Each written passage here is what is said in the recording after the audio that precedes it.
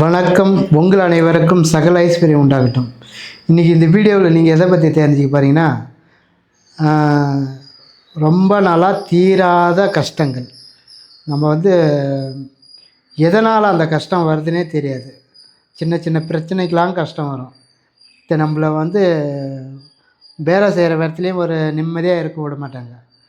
அதில் வீட்லேயும் நம்ம இருக்கிற இடத்துல அக்கம் பக்கம் இருக்கிறவங்களே ஒரு நிம்மதியாக இருக்க விட மாட்டாங்க. ஏதாச்சும் ஒரு ரூபத்தில் மூலியத்தில் நம்மளுக்கு ஒரு கஷ்டத்தை கொடுத்துனே இருக்கும். பிரச்சனை மேலே பிரச்சனை வந்துனே இருக்கும். ஏதாச்சும் ஒன்று நம்ம ஒன்றை சால்வ் பண்ணி ஒன்றை சரி பண்ண பார்ப்போம். வழி அது எப்படி சரி பண்ணலான்னு பார்ப்போம். அது முடிகிற கண்டிஷனில் இன்னொன்று வந்துடும். ஏதாவது ஒரு பிரச்சனை வந்துடும். அது கஷ்டம், எந்த கஷ்டம்தான்னு இல்லை, எந்த விதமான கஷ்டமாக இருந்தாலும் எல்லாத்தையும் இது சரி பண்ணும். இப்போ நம்ம நல்லா இருப்போம்.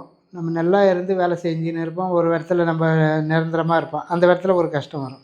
யார் மூலியத்திலாச்சும் ஏதாவது ஒரு பிரச்சனை வரும். அந்த பிரச்சனை வந்தோடனே நம்மளுக்கு அதை எப்படியாச்சும் சரி ஏன் வந்ததுன்னு அதை யோசனை பண்ண மாட்டோம். எதனால் வந்தது அதை யோசனை பண்ணி அதை சரி பண்ணுறதுக்கு நம்ம உள்ளே போய் பார்க்குறதுக்குள்ளே என்ன பண்ணும், அடுத்தது நம்ம எதிரில் நிற்கும்.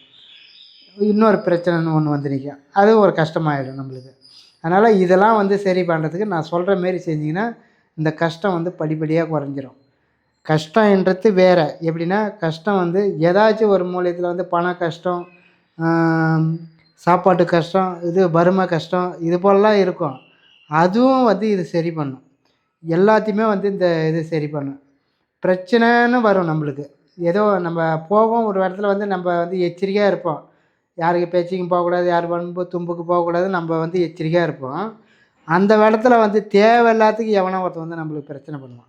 ஒரு பிரச்சனை பண்ணி சண்டையை மூட்டி ஒரு ஏதாச்சும் ஒரு பிரச்சனை பண்ணி நம்மளை இல்லாத கஷ்டத்தை குடைச்சல கொடுத்துட்டு போயிடுவான்.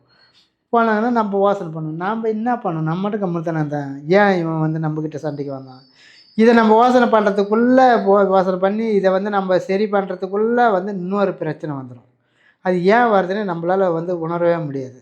ஆனால் வந்துனே இருக்கும். இது சில சில பேருக்கு கடைசி வரைக்கும் இப்போ ஃபஸ்ட்டு ஒரு ஒரு 10 வயசுலேருந்து லாஸ்ட்டு வரைக்குமே கஷ்டத்தை அனுபவிச்சுட்டு போனவங்களாம் இருக்கிறாங்க நிறைய பேர். அது ஏன் வருதுன்னு அதை அலசி உணர்ந்து அதை நம்ம ஆராய்ச்சி பண்ணி அந்த கஷ்டத்தை சரி பண்ணுறதுக்கு வழி இல்லை. ஆனால் இதை அந்த காலத்தில் நிறைய பேர் செஞ்சுக்கிறாங்க. பரிகாரம் மூலிமா செஞ்சுக்கிறாங்க. செஞ்சு அந்த பிரச்சனையிலேருந்து வெளியே வந்துக்கிறாங்க. எந்த ஒரு வம்பு தும்பு அது போல் பிரச்சனைன்றது வரவே வராது. அதில் சரி பண்ணிக்கலாம். நான் சொல்கிற மாரி செய்யுங்க. என்ன பண்ணுறீங்க, இதில் செய்ய வேண்டியது ஒன்றே ஒன்று, வேல் வழிபாடு செய்யணும். வேல்னா முருகர் கையில் இருக்குது இல்லையா, வேல். இப்போ நான் முருகர் உபாசகர் இல்லையா, இவர்கிட்ட வேல் இருக்குது. அதுபோல் அந்த வேல் ஒரு 3 இன்ச்சில் ஒரு வேல் வாங்கி வச்சுக்கிங்க. எங்கன்னா நீங்கள் கோயில் குளம்லாம் போகிறீங்க இல்லையா, முருகர் கோயில் பார்க்கலாம் போனீங்கன்னா அங்கே வேல் நிறைய விற்கும். இப்போ தான் டிசைன் டிசைனாக மாடலாக வந்து போச்சு. ஒரு 300-400 இருக்கும் வேல். ஒன்று வாங்கிக்கிங்க. அதை வாங்கி என்ன பண்ணுறீங்க, ஆனால் வாங்கிறது செவ்வாய்க்கிழமையாக இருக்கணும்.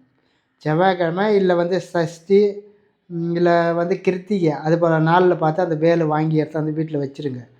வச்சுட்டு என்ன பண்ணுறீங்க, இந்த வேலுக்கு பூஜை பண்ணணும். எப்படி பண்ணணும்னா செவ்வாய்க்கிழமை செவ்வாய்க்கிழமை செவ்வாய்க்கிழமை வாரம் வாரம் இந்த வேலை ஃபஸ்ட்டு ஒரு தாம்பல் தட்டு மாரி எடுத்து வச்சுருங்க. வச்சுட்டு இந்த வேலை தூக்கி, ஆனால் வேல் இருக்கிறது ஸ்டாண்டு இருக்கிற மாரி பார்த்து வாங்கிக்கிங்க.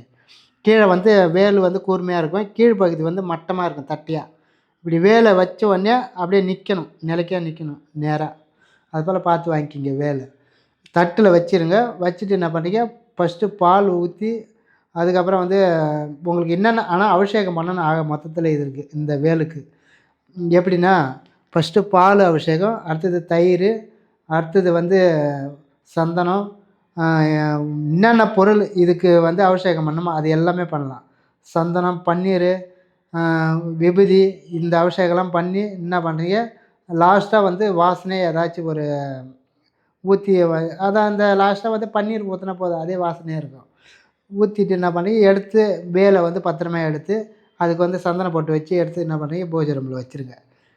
வச்சுட்டு நெய்வேத்தியம் ஏதாச்சும் இந்த இனிப்பு பொங்கல், இந்த சக்கரை அதான் இந்த சக்கரை பொங்கல் சொல்லுவாங்க இல்லையா, தித்திப்பாக இருக்கிறது, அந்த சாதம் ரவுண்டு பொங்கி வச்சு படைங்க. ஆனால் செவ்வாய்க்கிழமை செய்யணும். அப்படி உங்களுக்கு சரி நான் வந்து இந்த முருகருக்கு என்னென்ன நாள் உகந்த நாள் வருது எல்லாத்துக்குமே செய்கிறேன்னு உங்களுக்கு ஆசை இருந்ததுன்னா, சஷ்டிக்கு செய்யலாம். அதேபோல் வந்து கிருத்திகைக்கு செய்யலாம். அதேபோல் வந்து செவ்வாய்க்கிழமை. இதேபோல் இந்த முருகருக்கு என்னென்ன நாள் வருதோ, அந்தந்த நாளில் வந்து நீங்கள் என்னென்ன செய்யணும்னு நினைக்கிறீங்களோ, ஆனால் செய்யணும்.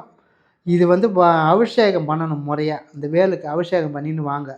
அதேபோல் இந்த நெய்வேத்தியம் வச்சு படைக்கிறீங்க இல்லையா? படைச்சிட்டு என்ன பண்ணுறீங்க, அதை எடுத்துகிட்டு போயிட்டு சின்ன சின்ன கோயில் இருக்கும். உங்கள் ஊர் பக்கத்தில் வந்து இப்போ ஊர் உள்ளே வந்து கோயில் இருக்குது இல்லையா? இப்போ நீங்கள் உள்ளே போகிறீங்கன்னா எல்லை கோயில்னு ஒன்று இருக்கும். உங்கள் கிராமத்து கோயில். அந்த இது கோயிலில் எடுத்துன்னு போயிட்டு இந்த பிரசாதத்தை எடுத்து ரவர வள்ளி எல்லாருக்கும் அங்கே இருக்கிறவங்ககிட்ட கொடுத்தீங்கன்னா சாப்பிடுவாங்க. அது கொடுத்தீங்கன்னா ரொம்ப நல்லது. ஆனால் வந்து அன்னப்பிரசாதம் இது. அதுபோல் வந்து கொடுத்தீங்கன்னா ஆனால் இப்போ எப்போல்லாம் அபிஷேகம் பண்ணி படைக்கிறீங்களோ சின்னதாக ஒரு இனிப்பு வச்சு படைக்கணும். படைச்சிட்டு அதை எடுத்துன்னு போய் 4 பேருக்கு வந்து அவங்கவுங்க வாயில் படுற மாரி நீங்கள் வந்து அன்னதானம் மாரி கொடுக்கணும். பிரசாதம் தான் செய்யணும். எப்படின்னா நெய் ஊற்றி பொங்கணும் சாதம். பச்சரிசி போட்டு நெய் ஊற்றி பொங்கி அதை வந்து சாமிக்கு இங்கே வேலுக்கு வச்சு படைச்சிட்டு அதை எடுத்துகிட்டு போய் நீங்கள் வெளியில் அன்னதானம் பண்ணணும். ரவ்வோண்டு ஆளுக்கு ரவ கையில் கிடச்சாலும் பரவாயில்ல. எல்லாருக்கும் ஒரு 10 பேருக்கு வாயில் தட்டுப்பாடு மாரி கொடுத்துட்டு வாங்க. தொடர்ந்து நீங்கள் செஞ்சுட்டு வாங்க இதை. செஞ்சுன்னு வந்தீங்கன்னா இந்த பிரச்சனை தீரும். கஷ்டங்கள் தீரும். கஷ்டம் வந்து எந்த கஷ்டம் இருந்தாலும் சரி, எல்லா கஷ்டத்துக்கும் வந்து இது வழியை வகுத்து கொடுக்கும். ஆனால் முருகர் இது வேல் வழிபாடு வந்து ரொம்ப முக்கியமானது. இந்த வேலை வந்து வச்சு லாஸ்ட்டாக வந்து அபிஷேகம்லாம் பண்ணி படைக்கிறீங்க இல்லையா? அப்போது ஒரு வேண்டுதல் வந்து ஏதாவது ஒரு மந்திரம் தெரிஞ்சால் உங்களுக்கு சொல்லலாம். நீங்கள் என்ன பண்ணுறீங்க, வேலை பற்றி அந்த வேலு மரம்னு ஒரு இது இருக்குது. அதை படித்து புக்கு வாங்கி வச்சுங்க. அந்த வேலு மரனை வச்சு படிக்கலாம். அப்படி உங்களுக்கு அது படிக்க தெரியலனா அதே முருகனை வச்சு ஓம் சரவண பவாய நமக இப்படி சொல்லிக்கலாம். இது போல் வந்து நீங்கள் ஒரு 48 வார்த்தை இல்லை ஒரு 50 மேலே இல்லை 108 கூட சொல்லலாம். 48 சொன்னாலுமே போதும். ஓம் சரவண பவாய நமக, ஓம் சரவண பவாய நமக இது போல் சொல்லிக்கலாம். இல்லை உங்களுக்கு வந்து வேலோட மந்திரம் அந்த வேல் மரத்தை பற்றி புக்கு இருக்குது, நீங்கள் வாங்கி வச்சிங்க. இல்லை செல்லில் நெட்டில் போட்டு பார்த்தாலுமே தெரியும். அந்த வேல் மரத்தை அந்த பாட்டு உங்களுக்கு தெரியும். அந்த வேலை பற்றி அந்த லைன்லாம் கரெக்டாக வரும். நீங்கள் படித்து அதை அது சொல்லிக்கலாம். ஏன்னா வந்து தெரியாதவங்களுக்கு வந்து நாம மந்திரமே சொல்லிக்கலாம். நான் சொன்ன மாரியே சரவண பவாய நமக இப்படியே சொல்லிக்கலாம். அது வந்து 108 தடவை சொல்லலாம். இல்லை ஒரு 48 தடவை சொல்லலாம். அப்படி உங்கள் முடிஞ்சதுன்னா நீங்கள் அதிகமாக கூட சொல்லலாம். அதுபோல் வந்து வாரம் வாரம் செவ்வாய்க்கிழமை படைங்க. அப்படி உங்களுக்கு முடியும், நான் வந்து எல்லா நாளும் செய்கிறேன்னா சஷ்டி, கிருத்திகை, முருகருக்கு என்னென்ன நாள் வருதோ அந்த நாள் பூரா செஞ்சு வச்சு படைங்க. உங்கள் பிரச்சனை வந்து கண்குளிர நீங்கள் வந்து பார்க்கலாம். அது எப்படி அப்படியே நிவர்த்தி ஆகிடும். ஆனால் வந்து இது வந்து அந்த காலத்தில் வந்து நிறைய பேர் வந்து பிரச்சனை மேலே பிரச்சனை வந்து சண்டை செஞ்சுட்டு வந்துனே இருக்கு இல்லையா? அந்த பிரச்சனைலாம் தீரவே மாட்டேங்குது. தீரத்துக்கு இது வழியே இல்லையா?